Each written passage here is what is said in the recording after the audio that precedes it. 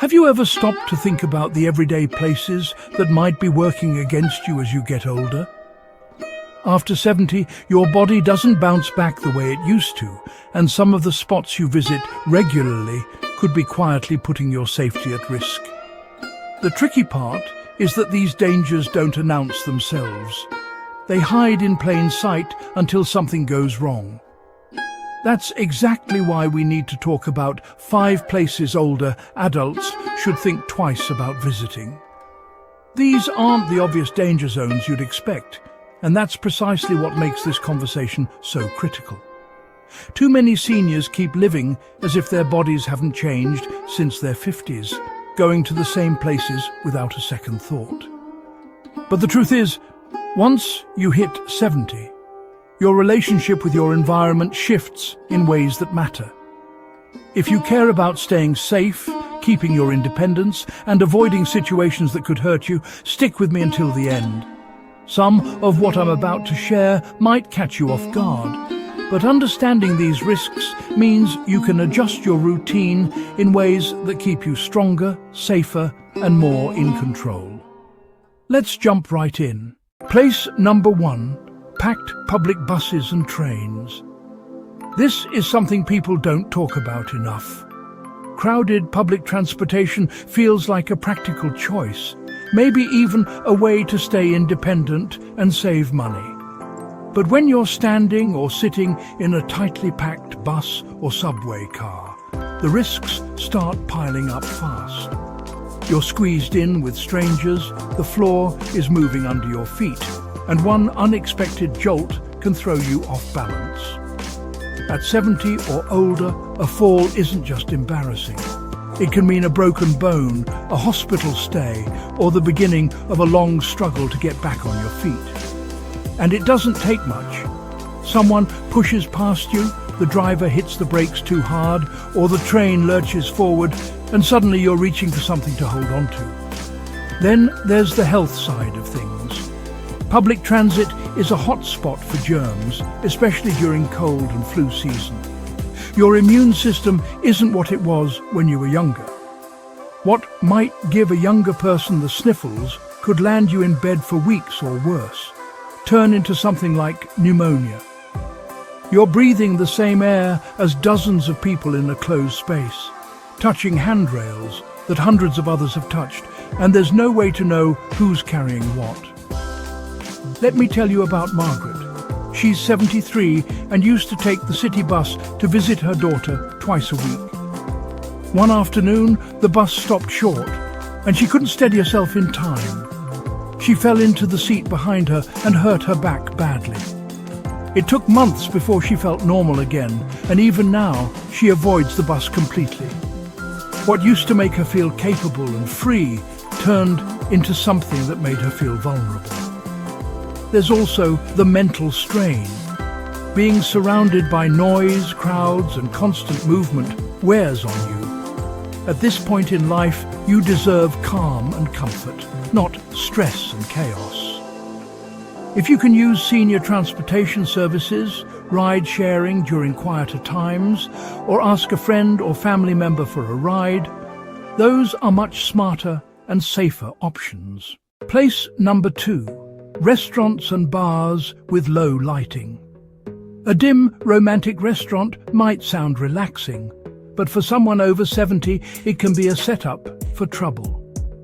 When the lights are low, it's hard to see where you're walking, hard to read the menu, and easy to miss obstacles like steps or uneven flooring. One wrong step in the dark, and you could end up on the ground with an injury that changes your life. These places also tend to cram tables close together, which means you're weaving through a maze of chairs and people just to get to your seat or the restroom. It's stressful, and the risk of tripping goes way up. Here's something else that doesn't get enough attention. A lot of seniors feel uncomfortable asking for help in these situations. You don't want to make a fuss or seem difficult, so you squint at the menu, guess at what you're ordering, and hope for the best. Over time, that kind of experience stops feeling fun and starts feeling frustrating. You might even avoid going out altogether because it's just not worth the hassle. I know someone named George, 76 years old, who loved taking his wife out for dinner once a week. One night at a trendy spot with mood lighting, he didn't see the step leading down to the restroom. He fell hard and bruised his ribs. After that, he started turning down invitations to eat out because he didn't want to risk it happening again. What should have been enjoyable became something he feared. And if alcohol is involved, even if you're not the one drinking, the environment gets riskier. People around you might be unsteady, loud, or careless. If you do choose to have a drink, dim lighting makes it harder to keep track of how much you're consuming, and alcohol affects your balance and judgment much more strongly now than it did 20 years ago. You deserve to enjoy meals and social time without putting yourself in harm's way.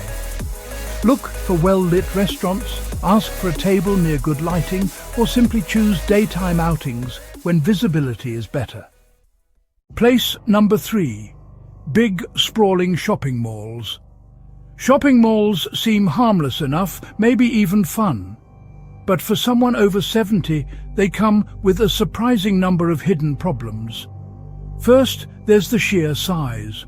Walking around a mall means covering a lot of ground, usually on hard tile or concrete floors that aren't kind to your joints or feet.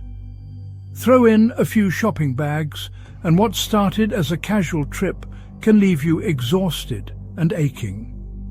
Even if you're in decent shape, overdoing it in a mall can set you back for days. Then there's the noise. Malls are loud, music blaring from stores, crowds talking, announcements over the speakers. For older adults, especially those who already have trouble hearing clearly, all the noise makes it hard to focus. You might feel overwhelmed, confused, or anxious without even realizing why. It's not a pleasant experience, and it certainly doesn't help you enjoy your shopping. Safety is another concern. Malls attract pickpockets who look for people who seem distracted or move slowly. Seniors are often targets because they're perceived as easier marks. And don't forget about escalators. Younger people hop on and off without thinking, but for someone in their 70s, escalators require balance, timing, and confidence. One hesitation, one misstep, and you could fall. Let me tell you about Dorothy. She's 75 and used to love browsing stores with her sister. One Saturday, they spent 2 hours walking around a large mall. By the time they headed back to the car, Dorothy's knees were throbbing. She stumbled on the curb outside because her legs were too tired to lift properly. She ended up with a sprained ankle that kept her off her feet for weeks. It made her think twice about ever going back. Malls also tempt you with food courts full of unhealthy options. Fried food, sugary drinks, salty snacks. If you're managing blood pressure, diabetes, or heart issues, these choices can do real damage, even if they seem harmless in the moment. Smaller local shops, online shopping, or quick trips to nearby stores are much better for your body and your energy levels. If you're still with me and finding this helpful, go ahead and comment number 3 below. It helps me know you're paying attention and getting value from this. And if you haven't already, please subscribe and turn on notifications so you don't miss future videos. Your support keeps us going and helps us bring you more content that matters. Now, let's keep moving. Place number 4. Big, crowded public gatherings. Festivals, parades, concerts, sporting events. These can all sound like great ways to get out, have fun, and feel connected to your community. But for those over 70, large crowds come with serious risks that often outweigh the enjoyment. The biggest issue is simply the number of people packed into one space. You can easily get bumped, shoved, or knocked off balance. Even a light push from someone rushing by can be enough to make you fall. And in a crowd, no one might notice right away. Getting help becomes harder when you're surrounded by hundreds or thousands of people. Accessibility is another problem. Many of these events happen in places without great infrastructure. Uneven grass, gravel paths, long walks with no seating, crowded porta potties. If you get tired, there's often nowhere to sit and rest. If you need to leave, finding your way out through the crowd can be confusing and stressful. And if something goes wrong, like you feel dizzy or short of breath, getting medical attention quickly becomes a challenge. Crowds are also breeding grounds for illness. When you're standing shoulder to shoulder with strangers, you're exposed to whatever germs they're carrying. For someone over 70 with a weaker immune system, that exposure can lead to serious illness. Add in extreme weather, whether it's blazing heat or bitter cold, and your body is under even more strain. Noise levels at these events are another hidden problem. Loud music, cheering, amplified voices. It's overwhelming, and for older adults who already struggle with hearing, it makes communication nearly impossible. You end up feeling isolated even though you're surrounded by people, and that defeats the whole purpose of going. Think about someone like Carl. He's 71 and went to a summer street fair with friends. The heat was intense, the crowd was thick, and after about an hour, he started feeling lightheaded.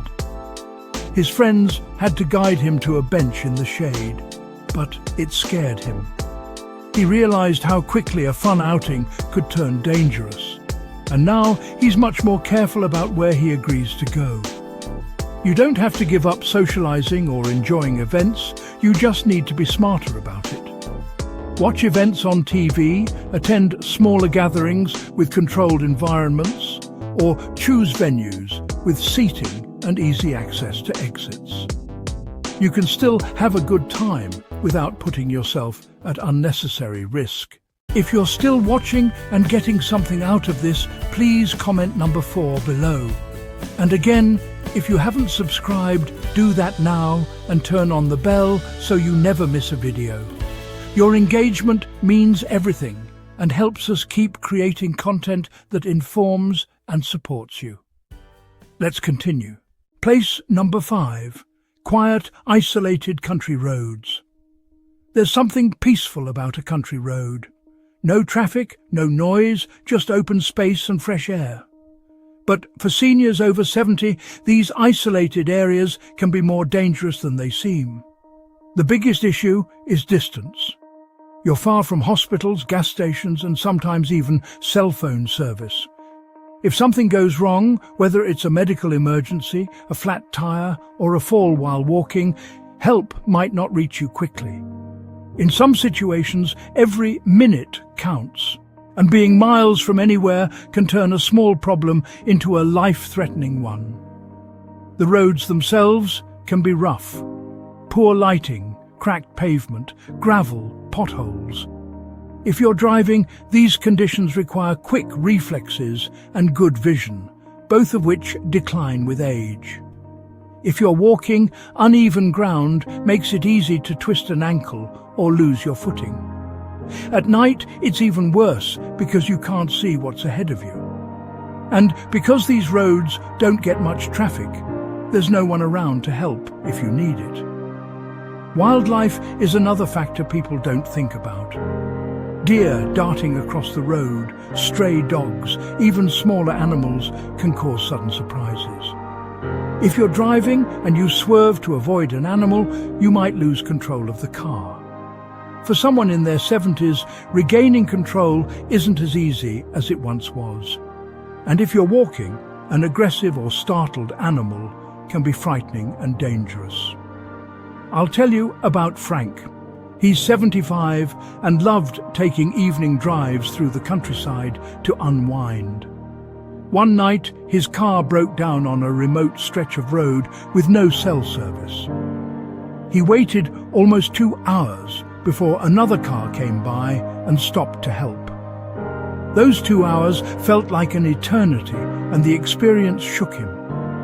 He realized how vulnerable he was out there all alone, and he hasn't gone back since.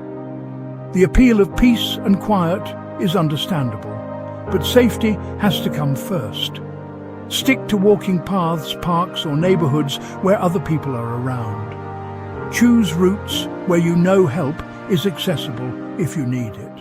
It's better to sacrifice a bit of solitude if it means staying safe and secure. So here's the bottom line. Getting older brings a lot of good things. You've got experience, wisdom, and a deeper sense of what really matters. But it also means being honest about the ways your body and needs have changed. The places we've talked about, crowded public transportation, dimly lit restaurants, massive shopping malls, packed public events, and isolated rural roads aren't necessarily dangerous for everyone. But they do carry risks that become much more serious after 70. Knowing about these risks gives you the power to make better choices. Choices that protect your health, your independence, and your peace of mind. This isn't about losing your freedom. It's about being smart and intentional with how you spend your time and energy. Choose places where you feel secure, where help is nearby if you need it, and where you can actually enjoy yourself instead of worrying.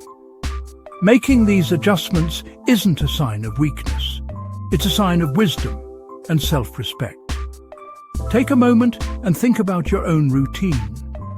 Are you regularly visiting any of these places without considering the risks? Could you make a few changes that would give you the same enjoyment with a lot less danger? The answers to those questions could make a huge difference in how confident and happy you feel in your everyday life. Thanks so much for watching today. I'd love to hear from you in the comments. Share one thing you learned from this video and how you plan to use it moving forward. Your thoughts matter to us, and reading your comments gives us the motivation to keep creating content like this. If you found this video helpful, please give it a like, subscribe to the channel, and share it with someone who might benefit. Your support helps us reach more people and continue making videos that inform and inspire. Thanks again for being here, and I'll see you in the next one.